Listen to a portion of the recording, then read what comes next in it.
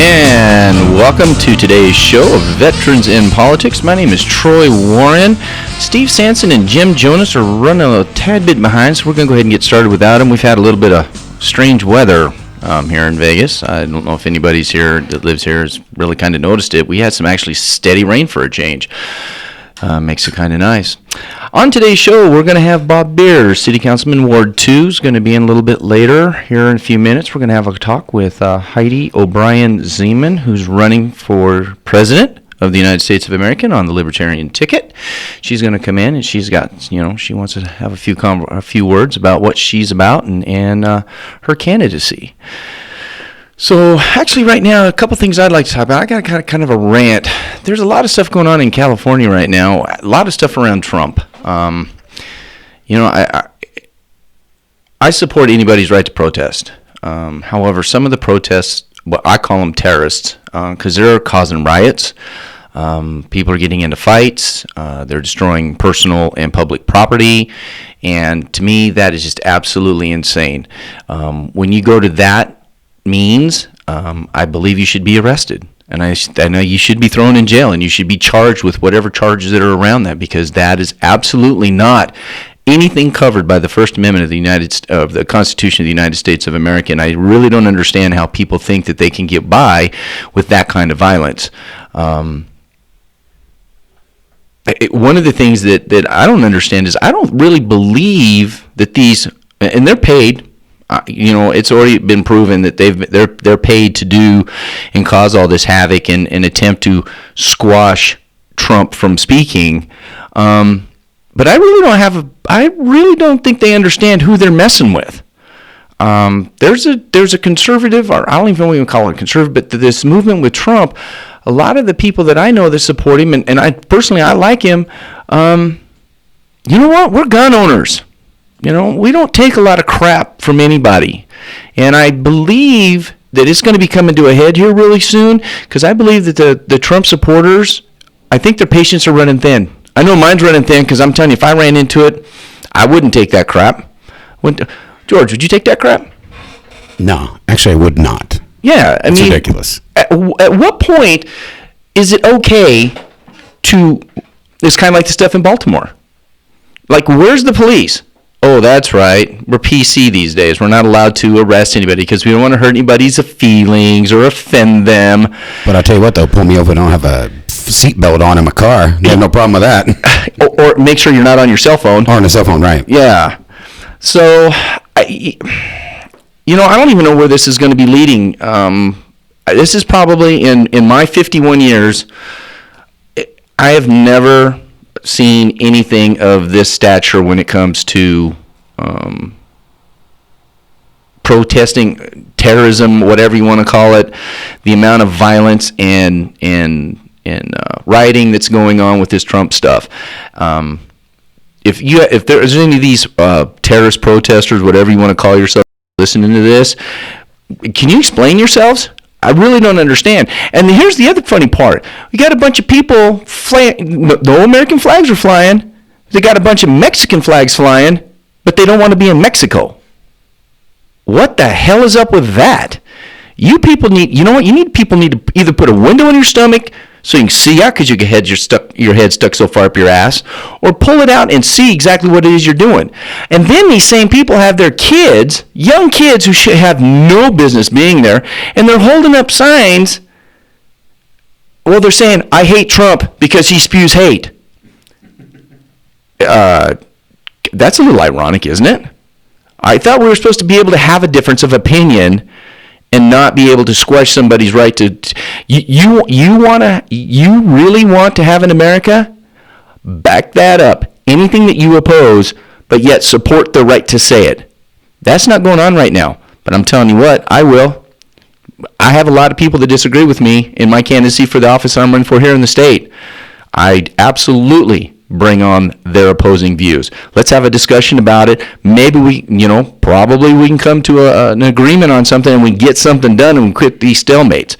So anyways, that's my piece on that. We're going to take about a 2-minute break, I think, and then we'll be back with Heidi O'Brien Zeman, Libertarian candidate for the President of the United States of America. We'll be right back.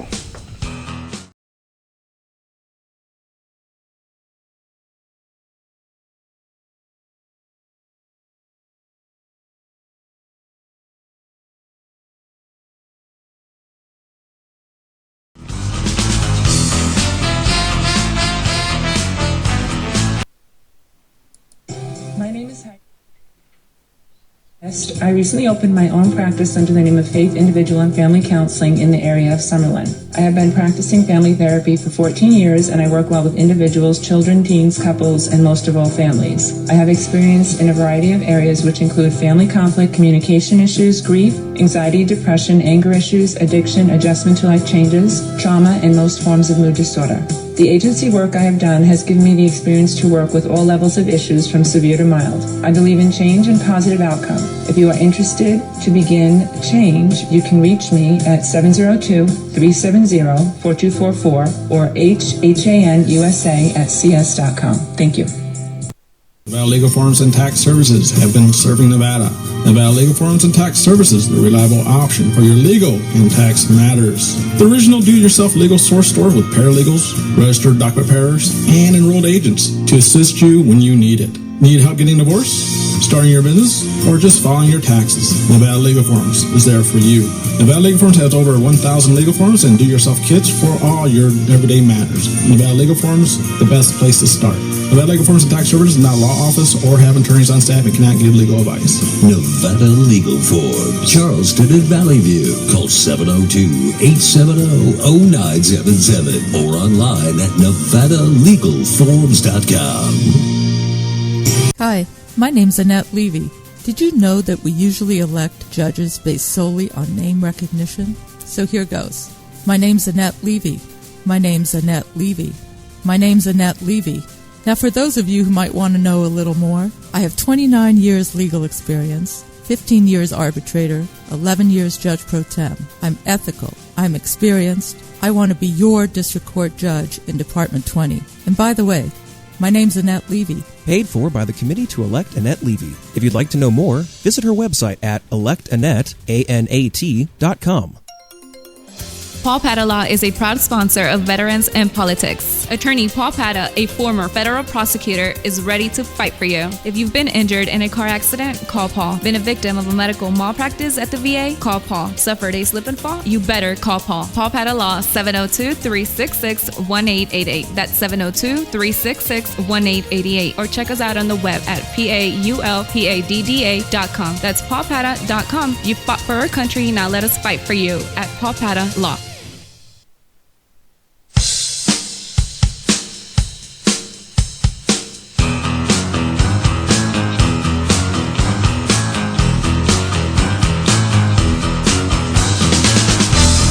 Welcome back. This is Troy Warren, in for Veterans in Politics. Still waiting on Steve and Jim, Steve Sanson and Jim Jonas. Anyways, right now we're going to have a conversation with Heidi O'Brien Zeman. Did I pronounce that correct? Hello? Is she on? Are you there? Heidi? Well, we're fixing our little technical difficulty there. Oops, can you hear me? Yeah, Pardon me. Okay, is Heidi O'Brien Zeman, correct? Zeman rhymes with lemon. Zeman, okay. So, and she is running for the President of the United States on the Libertarian ticket. Tell you what, there, Heidi, why don't you give us a quick bio, and if you have an opening statement, go ahead and fire away. Oh, sure. I have a website that I started last July 2015. It's Libertarian. It's HeidiZeman.com. You can see a lot of my bio there, but the prepared remarks I have today are that I'm running as a responsibility to both my family and my nation, seeking to serve those who have been silenced and have no way to be heard. On Good Friday 2015, my husband, Joseph Edward Zeman II, was placed under arrest for violating a protection order which had been dissolved 9 months prior. The ensuing terror has chained us since that event, and I feel like I have a chain around my neck. I can only imagine the terror he is feeling. They have violated our 2nd, 4th, 5th, 6th, and 8th Amendment rights to elicit an arrest. Not just us. Freddie Gray died from a rough ride in police custody shortly after the terror attack on us. Prior to this event, I had seen civil rights of innocent individuals being assaulted in the workplace, where I saw fraud in money transfers, and instead of being applauded when reporting such activity was attacked by my employer. I had lived my entire life working hard for my employer, simply seeking work that would provide me a decent living and some health insurance. The health insurance I thought was so important to me turned out to be a nightmare, where certain doctors aren't available for my family and required medicine is denied by insurance. I joined the Libertarian Party after a fellow Toastmaster said I sounded like a Libertarian. I thought the presidency as a responsibility to my family and my nation being met by a politician. So here I am. The man I'd met in the mid-1990s had been repeatedly attacked by our own government until it happened to him in our home, invading our home and family. I didn't realize the terror of being surrounded by men and women with guns who put you in a small room with no food. Cruel pockets of government, primarily a corrupt law enforcement system that breaks laws to enslave citizens, needs to be held accountable for their terror acts. Lawyers who continue to deny citizens basic human rights need to start standing up for their fellow citizens. Laws that allow this behavior are genocide of a government against its own people and can best be described as ethnic cleansing of people whose DNA is programmed for certain chemicals. Legislation must be repealed. I continue to look forward to working with the good pockets of our government and bring justice for all to our nation. It's absurd that I'm seeking the presidency. There's no way it can happen, which is even more terror for me because it is my avenue to demonstrating to the corrupt officials in my county that their acts of terror are so extreme that a middle-aged girl simply seeking a peaceful life is seeking to be commander-in-chief of the armed forces and placing local law enforcement under the direction of my generals. I am new to politics. I am unfamiliar with all the aspects of it, but I am surrounded by smart libertarians and libertarian-minded Republicans and Democrats who I believe will work together to save our nation. Pockets of our government have always attacked their own citizens. First, the American Indians. Second, the blacks. Third, addicts and alcoholics with the Harrison Act of 1914. Government attorneys are programmed to treat addicts as criminals when in fact they are creating and allowing ethnic cleansing, a war crime, by segregating and caging people based on what they choose to put in their bodies. Not only that, they drug prisoners with psychotic meds and place them in a cage with potentially violent men. When they're let out, they have one pair of clothing, $200, and a requirement to pay a parole officer and pay for urine tests. Genocide by ethnic cleansing. In our nation in 2014, there were 15,000 arrests a day of people who simply wish to ingest a chemical that makes them feel better. And yet our media and legislators divert our focus to terrorist attacks overseas. The terror attacks, 15,000 a day, are in the United States of America. The media should cover those. I am seeking to liberate my brothers and sisters from governing bodies who celebrate ethnic cleansing and making them stop their war crimes. And that is my opening statement. I'm ready for questions. Okay. Wow. I don't even know where to begin with that. So you talk about an ethnic cleansing. I need you to elaborate on that for me because personally, like I know there's some stuff going on in this country, but I don't see that here. Like not like they do over in like, you know, over in Russia and places like that, or what's going on in the Middle East. I mean, I'm not seeing it. So can you be a little bit more specific on what you're talking about? Of course I can. What if they made your favorite beverage illegal? What's your favorite beverage, Troy? Jack Daniels No. 7. Okay, let's pretend that the pockets of cruel government in the United States make that illegal. Actually, they already did that once, and it was called prohibition. So that okay, I'm gonna let you go ahead and go with that. Let's say they made it illegal. Yep. You, Troy, would be attacked by your government today. It would be a form of genocide and ethnic cleansing because they would put you in a cage, locked up, with no food, with a man or a woman with a gun walking by occasionally, possibly locked in with a violent criminal. And they would say, Troy, you cannot have that anymore, and you are a criminal because you put that in your body. They do that 15,000 times a day in the United States of America in 2014 for people who choose to take Ritalin or methamphetamine, Vicodin or heroin. So I'm with you on that. I get that because one of the things that I was asked when I ran in 2014 what my stance was on medical marijuana, and I said straight up, I think it's a dead horse. I think we ought to legalize it all. So we're pretty much in agreement. You're just coming at it at a different angle than I am. As far as can you elaborate on what happened with your husband? Is he still in jail? That's a great question. There is pending case. So if not for the blessings of money, money can be used for very good things. I and he are blessed with a little extra money. And because we had a little extra money, he is not locked in a cage until proven guilty. If we did not have some money, he would be locked in a cage for over a year, even though he is innocent. And most of the people in jails right now are innocent. They have had no trial. And to get out of jail, many of them poor with no money cannot get out of jail. Okay. So can you explain exactly what happened and how this came to be? And like, is there a strategy to get this thing handled? I am doing everything under my power to get that handled, and I'm not going to go into details right now because there is pending court case. Okay, fair enough.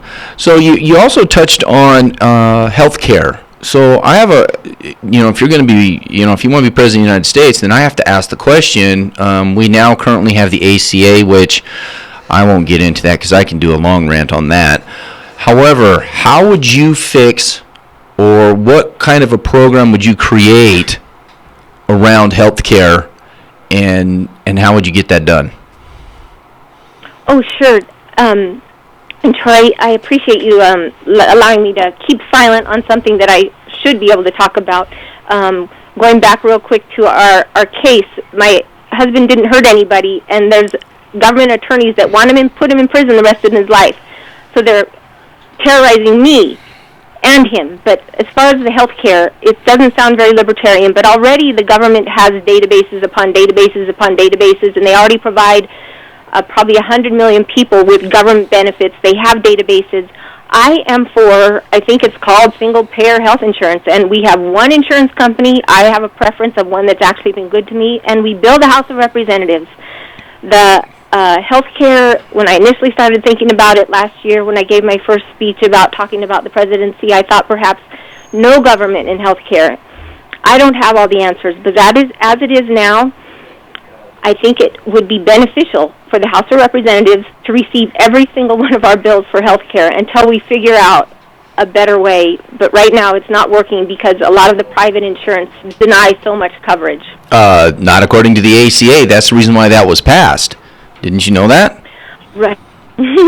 Yeah, the ACA is a long, voluminous book, basically, and the insurance companies possibly are the culprits, Troy. Maybe, again, I have not read all however many pages it is. The part I've read, I remember saying the states are basically going to have to start paying for this. I think it should be repealed in its present form, but I do think that President Obama was trying to do a good thing because the poorest of the poor can now get health care. The problem is you have the little slightly upper, maybe they have barely above poverty, they're required to buy health insurance. They can't afford health insurance, so then they get taxed. And even if you do have the Affordable Care Act, it's not doing what President Obama designed it to do, because just recently I know someone who couldn't go see their doctor because that doctor didn't cover what they needed to have done. Yeah, I'm experiencing that myself right now. My wife and I just lost our third doctor, so because of the ACA, and our rates are going through the roof. So, like, I totally understand where you're coming from. That's the reason why I don't understand, or maybe I am understanding you. You want more government involvement in our health care?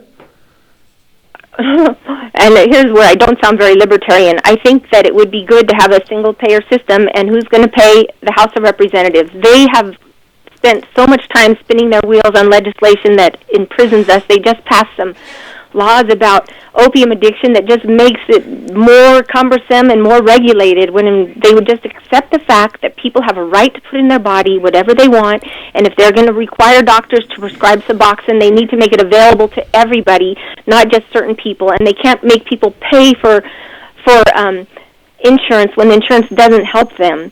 So I'm all for doctors. I need a team of doctors to free the hundreds of millions of people who've been imprisoned for putting something into their body. We need doctors, and we need doctors that are good-hearted, and it can't be about money. Healthcare cannot be about money. Okay, so then let's have that conversation, because as you well know, you have to know that it's the pharmaceutical companies that drive this, and and I'm with you on the healthcare industry as far as being part of writing the ACA, because I think a lot of that is a bunch of crap myself. However, the costs involved. I just talked to a friend the other day. His stay in the hospital is $5,700 a day just for the hospital room. Why? Don't you think we ought to attack that cost versus forcing people to buy health insurance and make healthcare actually make healthcare affordable, not health insurance affordable? Don't you think that'd be a better idea? Troy, you are my libertarian friend. I am so thankful to have people like you sharing ideas, because I don't have all the answers, but yes, it's too expensive. How can that be, to spend $5,000 a day in the hospital? That's just wrong. Okay, so we're gonna go. So let's get off that for a few minutes, and let's have a conversation around business. So, do you believe government should control business, or do you think we should have a capitalistic society? Do you think that a person who wants to go and start a business should be able to start a business and not have to pay this licensing fee, that licensing fee, this EPA fee, depending upon what they're doing, a beer and liquor license versus, a full liquor license? Because I know some of the dispensaries here in town, I know these people are having to put up tens, if not hundreds of thousands of dollars before they even, just to get licensed. That's not including building, supplies, employees, and all that stuff. Don't you think the government should be getting out of business and allowing businesses to actually start and employ people? Yes, I agree with you 100%. The reason they have all those fees is to pay themselves to monitor those businesses. Our businesses have failed. They've moved overseas. We have the second highest corporate tax rate in the world. So I am for eliminating corporate income tax and eliminating probably 90% of government regulations, and let people who want to own a business without the government involved in it. Okay.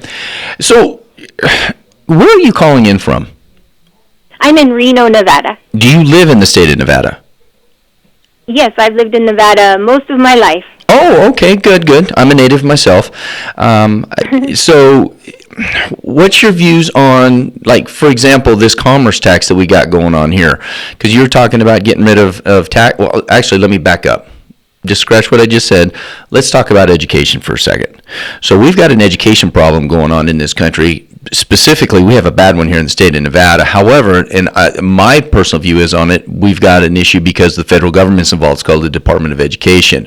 What would you do with the Department of Education, and would you turn it, as president, would you turn it back over to the states and allow the states, the business people, the business leaders of the communities, the parents, and the teachers take care of educating our kids, or do you think the government should be involved in that?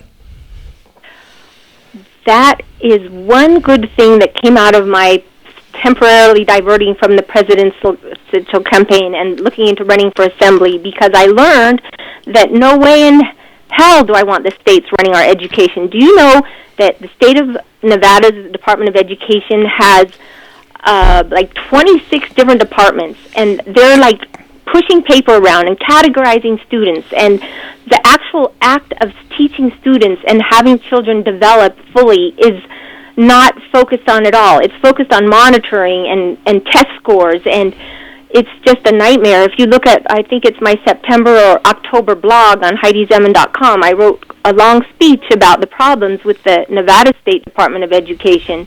And so the Department of Education, I believe, should be for good things, and we need to stop these exorbitant salaries of people who are not educating children. You know that in the state of Nevada, there's, I think, 50,000 people or so getting state retirement benefits, and the top 10 or 20 were all former school professors, and we're paying them with our taxes, and yet children come out of colleges in Nevada with very little hope for finding work.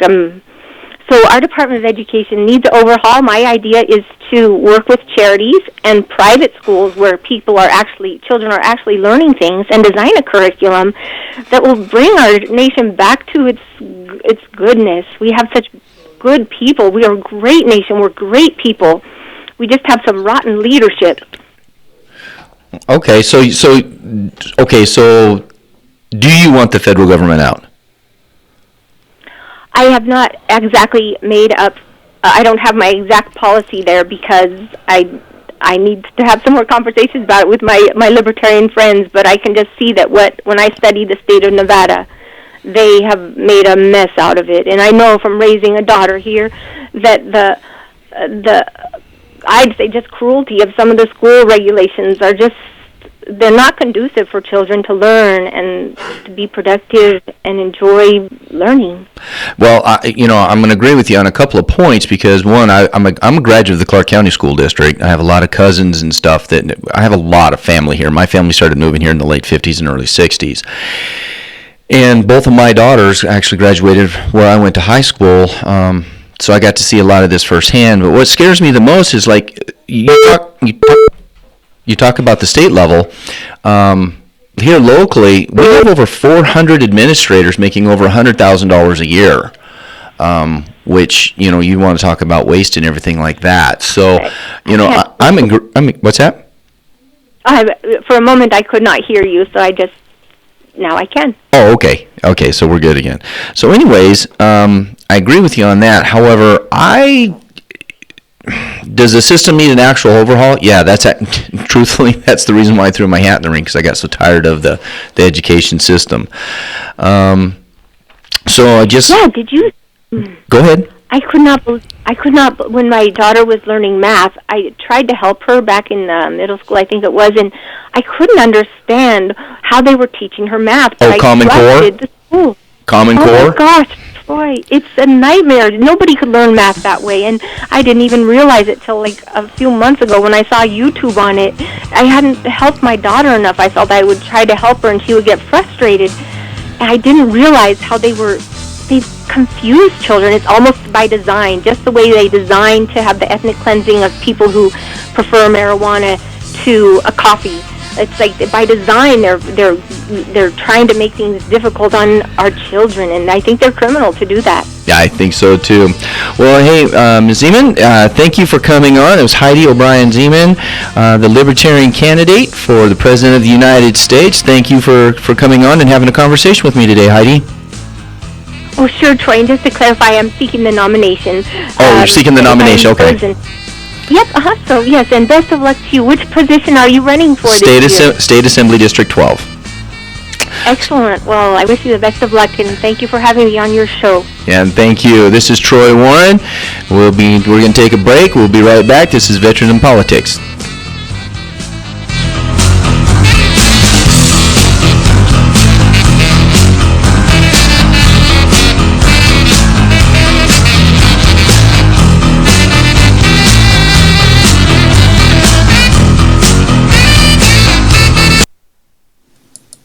My name is Heidi O'Brien, and I'm a marriage and family therapist. I recently opened my own practice under the name of Faith Individual and Family Counseling in the area of Summerlin. I have been practicing family therapy for 14 years, and I work well with individuals, children, teens, couples, and most of all families. I have experience in a variety of areas which include family conflict, communication issues, grief, anxiety, depression, anger issues, addiction, adjustment to life changes, trauma, and most forms of mood disorder.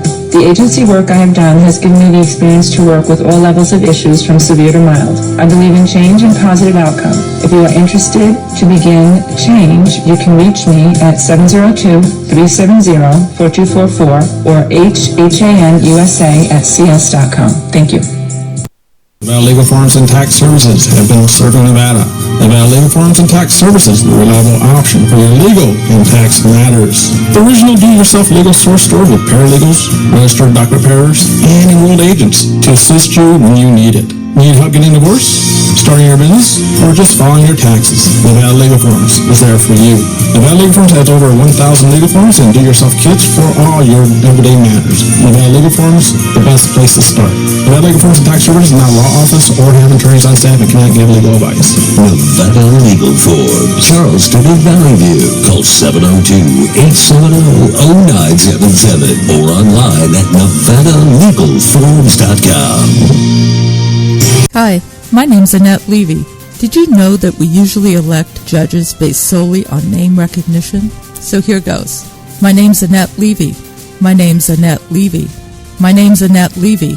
Now for those of you who might want to know a little more, I have 29 years legal experience, 15 years arbitrator, 11 years judge pro tem. I'm ethical. I'm experienced. I want to be your district court judge in Department 20. And by the way, my name's Annette Levy. Paid for by the Committee to Elect Annette Levy. If you'd like to know more, visit her website at electannette.com. Paul Patta Law is a proud sponsor of Veterans in Politics. Attorney Paul Patta, a former federal prosecutor, is ready to fight for you. If you've been injured in a car accident, call Paul. Been a victim of a medical malpractice at the VA? Call Paul. Suffered a slip and fall? You better call Paul. Paul Patta Law, 702-366-1888. That's 702-366-1888. Or check us out on the web at paulpadda.com. That's paulpatta.com. You fought for our country, now let us fight for you at Paul Patta Law.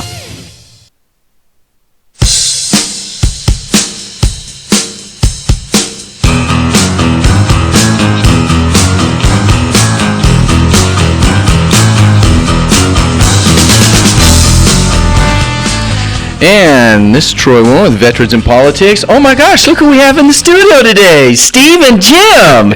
Long time no see, guys. What's up with this? We were wrapped up at Rhythm Kitchen eating that alligator tail. We also have in-house with us today, we have Gia. How are you? Been a little while. You gonna say hi? Gia, you gotta talk it to the mic. Hello. I'm gonna switch around with you two then. Well, here's what's real. So I'm glad you guys are back. We had a fun few weeks without you. We had some pretty good shows. Well, thanks for holding it down for us, Troy. We really appreciate it. Hey, you know the weight was good, but the shoulders are strong. That's good. So I'm going to turn it back over to you. Well, as soon as Steve's been gone so long, he forgot how to turn on a microphone. So, but don't worry, because even if you guys can't hear him, we can always hear Steve. Well, you know what? Today's guest was supposed to be here live in the flesh, so we could go ahead and pinch him. But he was one of the moderators at the Veterans of Politics endorsement interview as well. Bob Beers was? Bob Beers. Oh, okay. Bob Beers, and you know what? He probably, Councilman Bob Beers. You know what? He probably not in studio today because he would have to buy us a round of beers. Oh, yeah. Well, like that would be a bad thing. Yeah, no pun intended, Bob. Yeah, he probably don't have no money. That's why he didn't show up. But Councilman Bob Beers, how you doing today, sir? Councilman Bob Beers. Bob, are you on? Well, Bob, I am. Okay. You went and made a head call or something? Where'd you go? Yeah, something. I took a nap for most of the day. Bob Beers, I know that you're sick, and I'm sorry you can't be here. But we have a special co-host just for you. Her name is Gia Rose Massa, and she wants to do the interviewing. How about that? Okay. You think you can handle that, Bob? You bet. All right, go ahead, Gia. Well, I wanted to do it in person because I would have loved to see your facial expressions. So, when can you come back when you're not sick or whatever it is? How about next weekend? Okay, good. We'll do it then. Actually, I was disappointed. You can ask Steve. I made a special shirt. It said, beers on here. Sounds like you got a fan there, Councilman. Yeah. Yeah, I'd say next same time next weekend. Yeah, we'll do that, Bob. Just for you, just for you and Gia.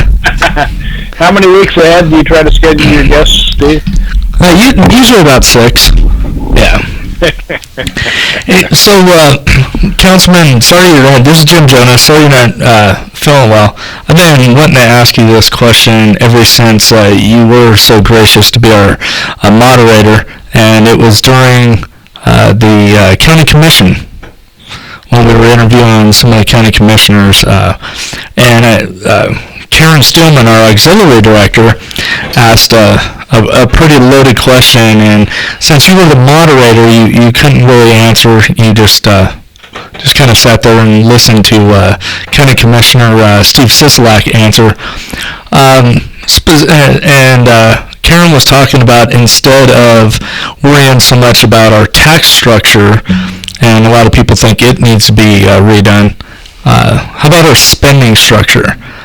As a CPA and a numbers guy and a conservative, you got any ideas out there on how we'll just say the city, since you're a city councilman, what the city could do as far as changing their spending structure and how they allocate funds?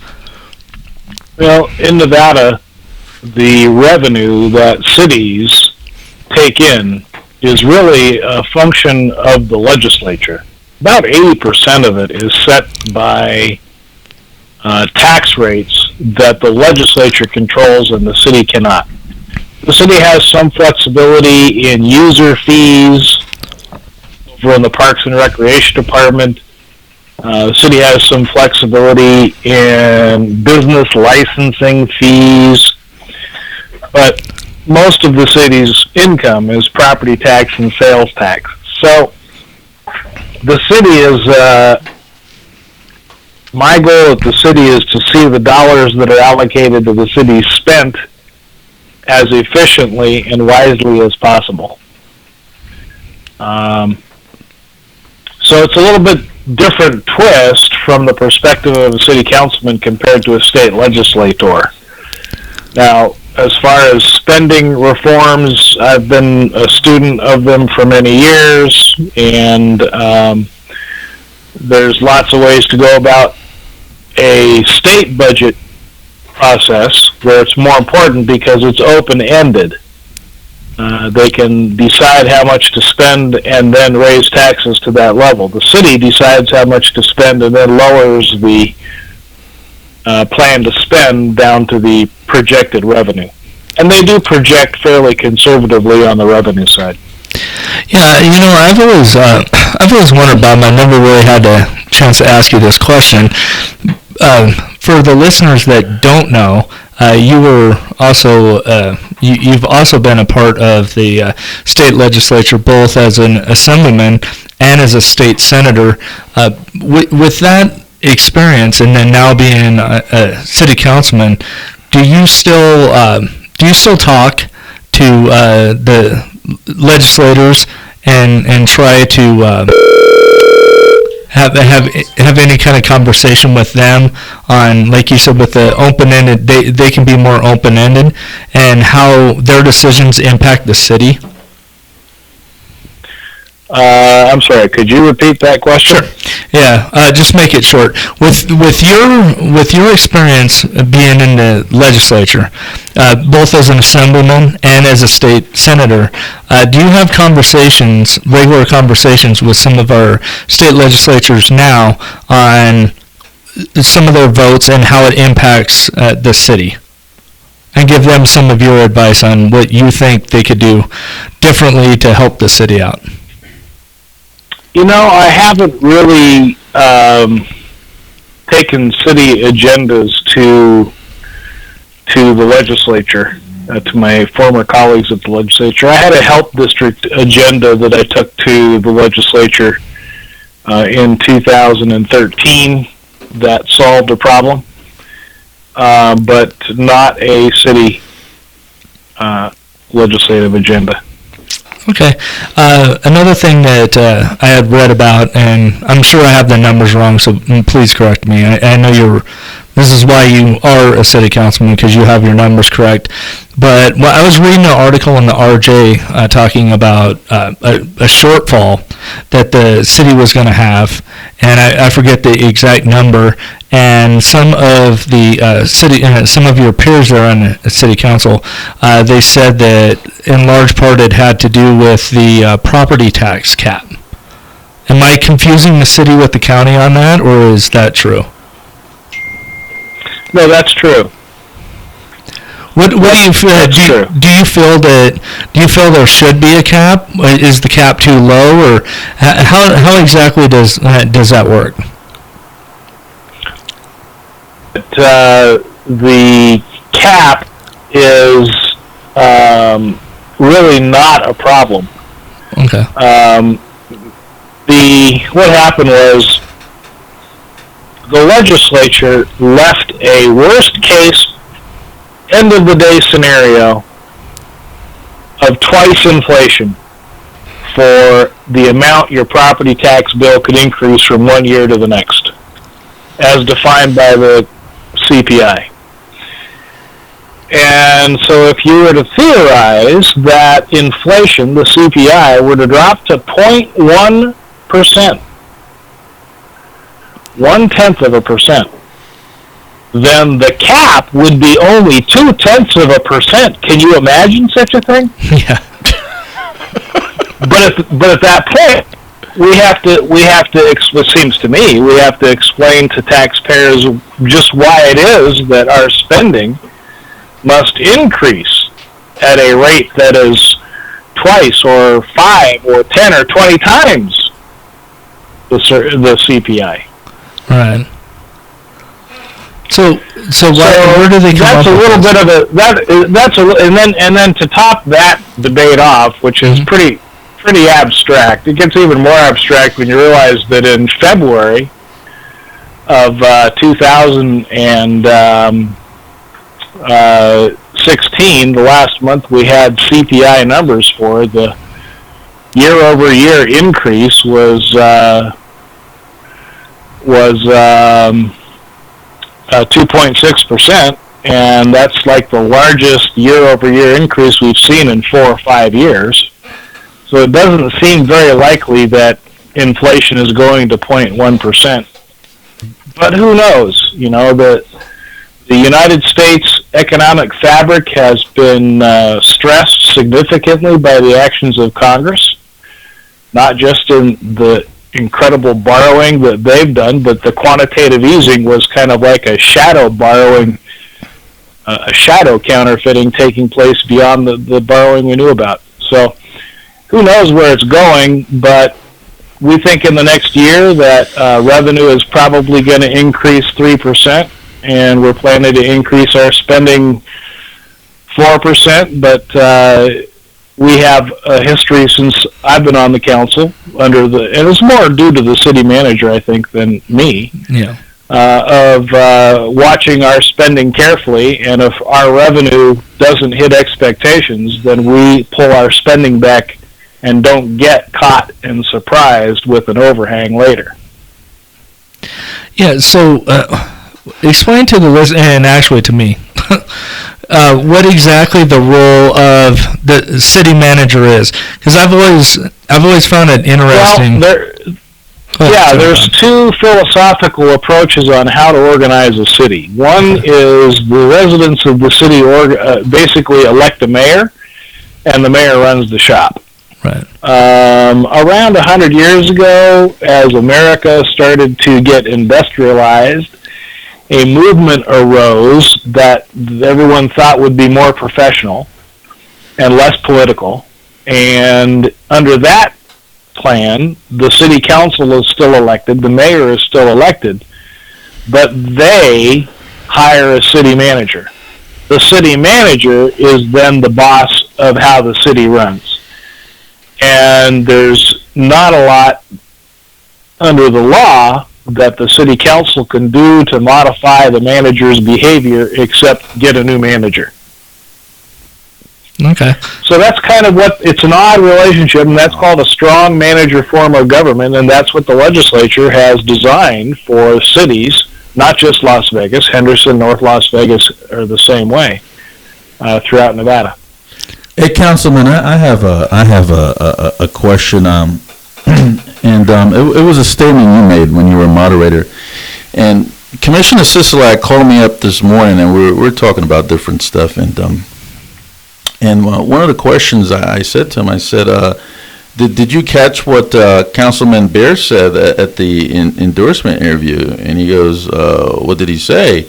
He said that you're just keeping his chair warm for him. And he goes, I thought he was talking about Larry Brown, so I'm confused. Who are you talking about?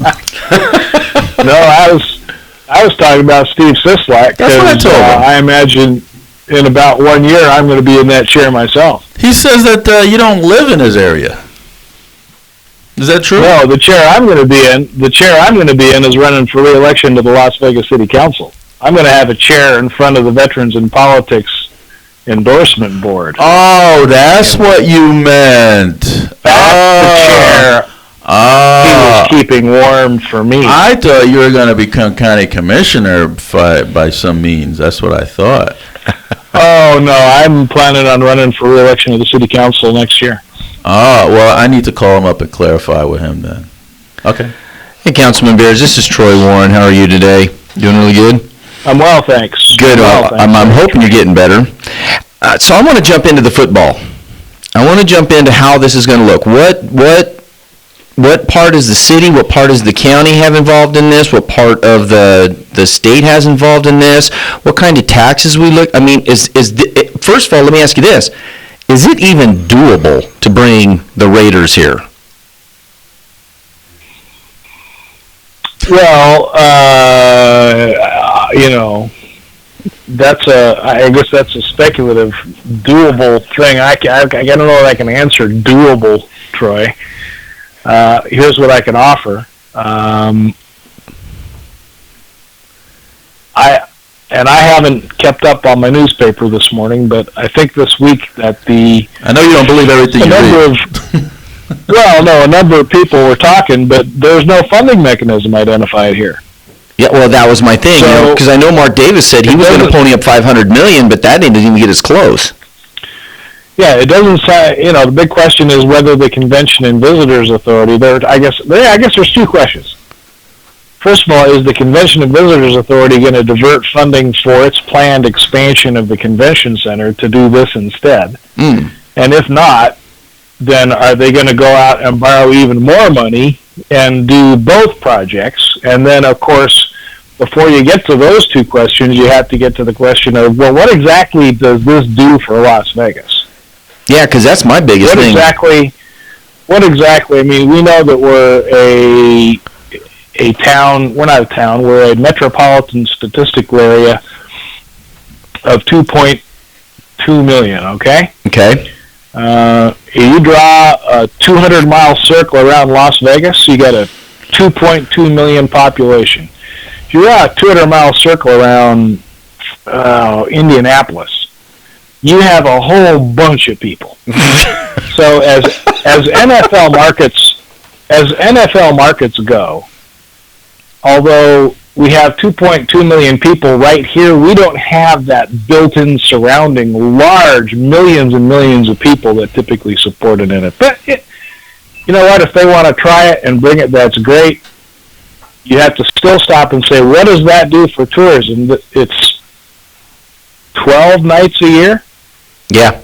That we have a home game, compared to conventions which bring people every single week over and over and over and over again. And that's kind of what put Las Vegas on the map, was the legal kind of like Hulk growth of the old Fair Board, as it was called, to the Convention and Visitors Authority, and the creation of the modern Vegas. Yeah, because, one of my things is, as you well know, because we've talked before, I'm a native, and, I have a lot of concerns around this, because if they bring him here, and, most of these stadiums are money pits anyways, we, the taxpayers, are going to get hung out to dry on this thing. Is my fear, and I'm wholly hoping that somebody like you can get in there and make sure we don't get hung out to dry.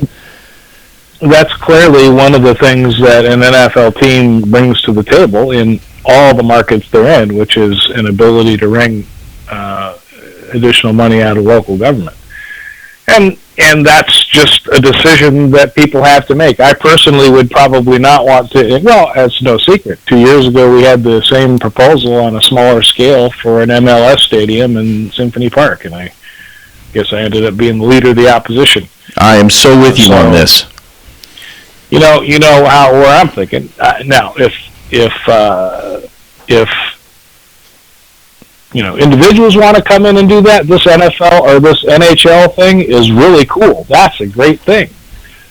Complete private sector and probably going to be wildly successful. Yeah, kind of like the T-Mobile Arena. More importantly, real. That's the other thing that seems to happen faster and more often when government's not part of the development team. It actually gets done. There's no agreement there. Look how fast the T-Mobile Arena went up. And it seems to be successful right out of the gate. No taxpayer dollars. So I'm agreeing with you on there.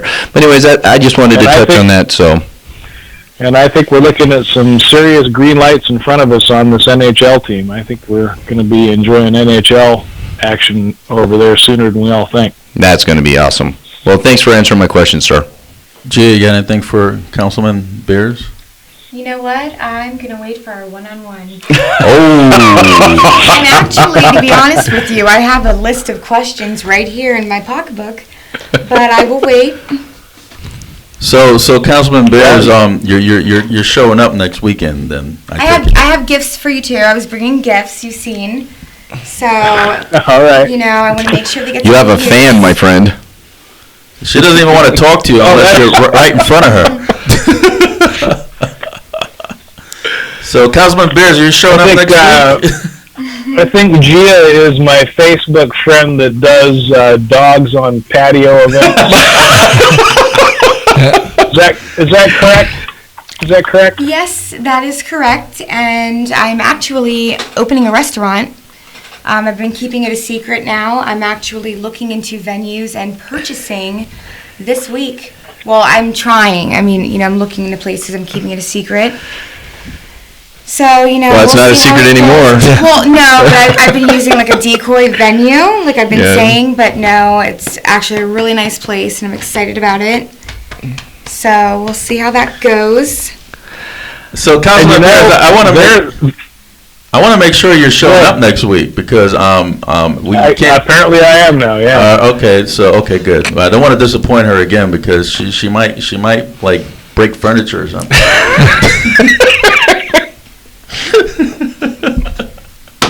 So go ahead, Councilman, as you were saying.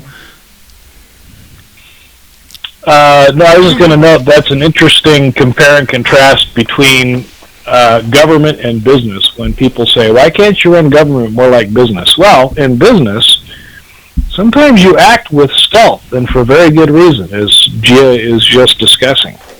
When the Winds, when the Winds were looking to aggregate some big land around Alta and Campbell in the city of Las Vegas, they bought lots under different names of LLCs, so no one knew that one person was trying to put together a bunch of lots, because if people know that, then they raise the price.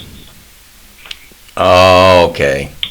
Makes and sense. Government can't act like that. We don't want government to act like that. Okay. We want government to be open and transparent. Well, Councilman Bears, do you have any final words? We have to wrap it up. The end. You're a funny man. Councilman Bob Beers, thank you so much for coming on the show. Although there's an email blast that's gonna take effect in about 30 minutes, but you're not gonna be on there, so because I didn't know you were coming, so you're gonna be a surprise guest next week, okay? So make sure that's on your calendar, and don't get sick next week either, Councilman. I'll do my best. All right, that was Las Vegas City Councilman Bob Bears. This is Steve Sanson, Jim Jonas, and Gia Massa with Veterans in Politics. Until next week is a 2-hour special.